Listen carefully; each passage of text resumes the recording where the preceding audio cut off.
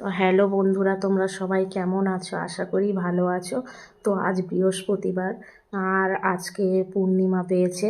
তো এমনি থেকেও নিরামিষ বৃহস্পতিবার কি কি মেনু করছি চলো তোমাদের সাথে একটু শেয়ার করে দিই। তোমরা সবাই পাশে থেকেও একটু। আগের থেকে এখন আর কাজে একদম ভালো লাগে না, কারণ কেউ তেমন পাশে থাকে না। তো চলো তোমাদের মেনুটা দেখিয়ে দিই, তোমরা দেখতে থাকো ভিডিওটা, ঠিক আছে?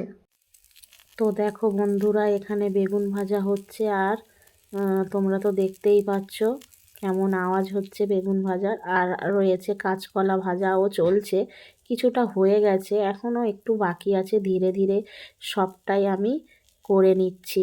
এখন তো বেলা ছোট, তাই একটু আস্তে আস্তে হচ্ছে। আর আছে লাউ পাতা সিদ্ধ, এটা যখন খাবো তখন আমি মেখে নেব এটা। আর রয়েছে ডাল, এটা তো সব থেকে ভালো জিনিস আর মজাদার। এটা খুব ভালো করেই বানিয়ে নিয়েছি আমি। ডালটা খেতে বৃহস্পতিবারের মেনুতে ভীষণ ভালো লাগে। আর রয়েছে সবশেষে ভাত, যেটাতে আছে আলু আর টমেটো দেওয়া আছে।